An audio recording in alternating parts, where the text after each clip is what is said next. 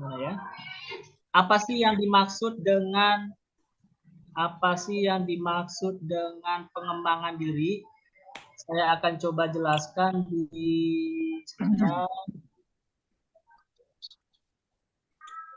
sebentar nih, masih loading.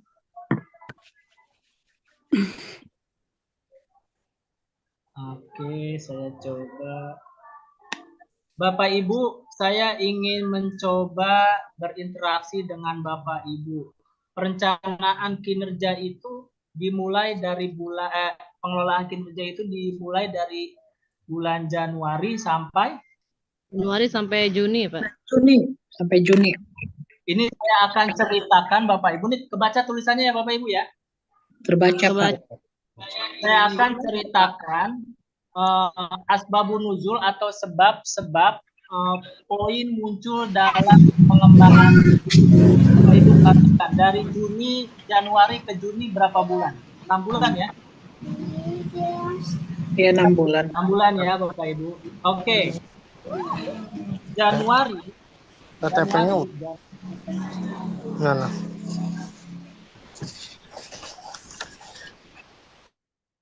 Januari itu adalah pembuatan SKP Bapak Ibu. Januari pembuatan sebentar.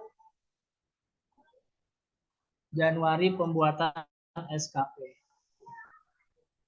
Lalu Februari sampai Februari, Maret, April, Mei.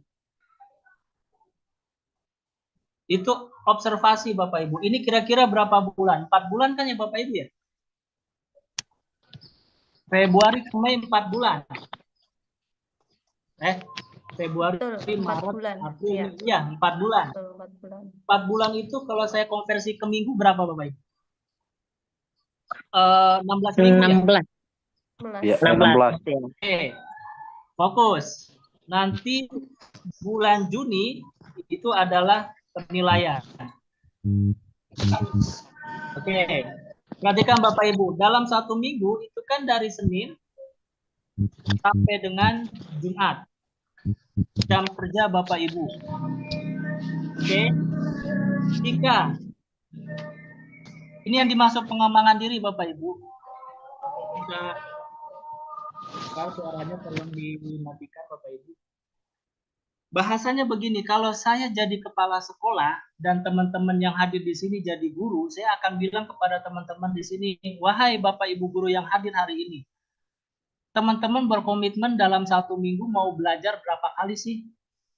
Terus saya tetapkan, please mohon Bapak Ibu, tolong dari Senin sampai Jumat, sediakan waktu belajar 2 jam aja. Saya bilang begitu ke Bapak Ibu. Misalkan terserah Bapak Ibu mau belajar hari apa aja. Misalkan hari Senin jam terakhir, habis anak-anak pulang sekolah, Bapak Ibu menghadirkan diri untuk belajar selama 2 jam. Coba Bapak Ibu hitung, kalau sehari Bapak Ibu meluangkan diri selama 2 jam, maka dalam 16 minggu Bapak Ibu sudah belajar berapa lama? Ada yang bisa bantu jawab? 32 jam. 32 jam. Oke. Sekarang, jika Bapak Ibu misalkan Bapak Ibu pinter, rajin, enggak ngapa-ngapain, dari Senin sampai Jumat menyediakan waktu masing-masing 2 jam. Senin 2 jam, Selasa 2 jam, Rabu 2 jam, Kamis 2 jam, Jumat 2 jam. Kira-kira berapa totalnya seminggu Bapak Ibu belajar? 10. 8 jam. Berapa? 10 jam per minggu. 10 jam per minggu. Senin, Selasa, Rabu, Kamis, Jumat. 5 hari. 5 hari kali 2 jam. 160 jam. 160 jam. Ya. Selama 4 bulan. Makanya kalau Bapak Ibu tiap hari belajar aja 160 jam. Katakanlah Bapak Ibu rajin-rajinnya seminggu 8 jam belajar misalkan. Maka dikali 16 berapa itu? 128. jam. Ini yang dimaksud poin tadi Bapak Ibu. Jadi bahasanya begini, kalau saya kepala sekolah, kita simulasinya, saya kepala sekolah, Bapak Ibu guru adalah bawahan saya atau pegawai saya bilang ke Bapak Ibu, wahai Bapak Ibu, kalian berkomitmen dalam Senin sampai Jumat mau belajar berapa kali? Saya mah Pak Tajul belajar hari Jumat aja deh, 2 jam. Oke, berarti Bapak Ibu selama 16 minggu harus 32 jam belajar ya. Insya Allah di situ akan ada peningkatan pemahaman Bapak Ibu. Terus ada yang, Pak, saya rajin orangnya, lupa saya sungguh-sungguh, saya setiap harinya akan meluangkan waktu 2 jam. Oke, silakan. Maka dalam 4 minggu, Bapak Ibu menyisihkan 2 jam, 8 jam. Dalam 16 minggu, 120 jam. Itu sebenarnya esensi pengembangan diri, Bapak Ibu. Itu sebenarnya esensi pengembangan diri. Menyambut pertanyaan yang tadi, kalau Bapak Ibu ternyata mengajukannya 42 poin, tapi hanya tercapainya 35. Berdasarkan penjelasan saya tadi di sini, berarti dia sesuai ekspektasi enggak? Sesuai ekspektasi karena Bapak Ibu sudah belajar di atas 32 poin. 32.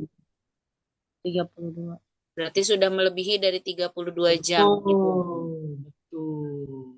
Poin. Poin Poin, ya, ya. 32 Kita, poin. kita pakai bahasanya poin. Ya. Ini iya, cuma poin. analog. Ini cuma analogi Iya. aja apa muncul 32 dan 128. Iya. Kita bahasanya poin. Nah, Bapak Poin. Ibu, saran saya dalam pemilihan dalam pemilihan pengembangan diri, hindari poin-poin yang pertama sebagai penelaah, karena dalam platform Merdeka Mengajar, penelaah itu harus melalui seleksi, Bapak Ibu. 1. Yang kedua, hindari pembuatan perangkat ajar.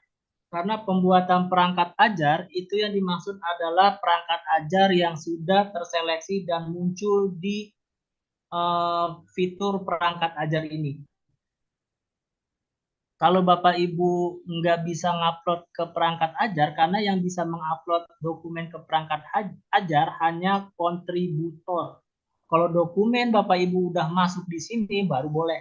Kalau dokumen Bapak Ibu belum masuk di sini, saya sarankan jangan pilih RHK yang perangkat ajar. Yang kedua, jangan pilih RHK yang ide praktik. Karena Kalau konten, Pak. Kalau konten unggulan juga jangan, karena di sini akan muncul yang harus muncul di sini. Rekomendasi unggulan. Karena masuk ke sini cukup sulit, Bapak Ibu. Nah, saya ulangi lagi, tolong dihindari yang membuat perangkat ajar, membuat ide praktik, membuat konten unggulan, atau yang terakhir menjadi narasumber. Tapi kalau misalkan Bapak Ibu biasa diundang dan Bapak Ibu berkeyakinan 4 bulan ke depan ada undangan menjadi narsum, silakan. Kalau Bapak Ibu jarang diundang, nggak pernah diundang, dan berbagi ke tempat lain, saya sarankan itu tidak dipilih ya Bapak Ibu. Yang paling aman memang belajar di pelatihan mandiri saja.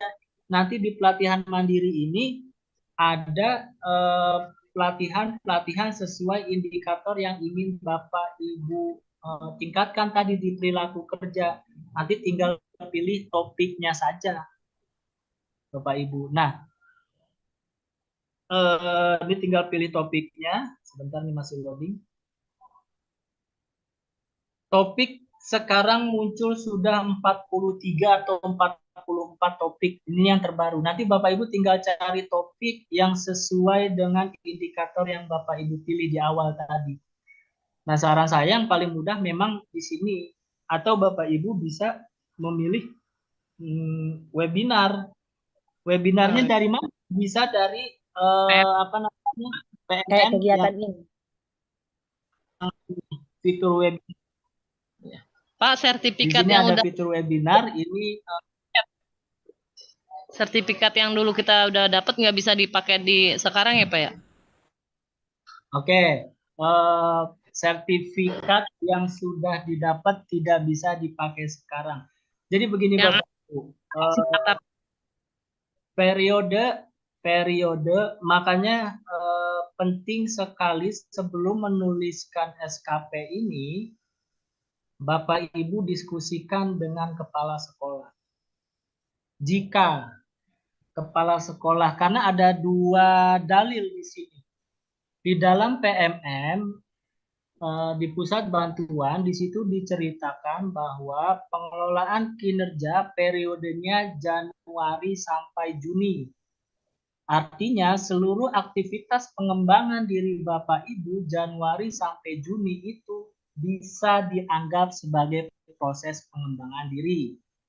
Tapi ada mazhab kedua atau pemikiran kedua. Karena Januari itu belum pengembangan, baru buat SKP, maka yang dimaksud sertifikat adalah Februari sampai Mei. Hemat saya, untuk menghindari konflik ini, Bapak Ibu komunikasikan dengan kepala sekolah.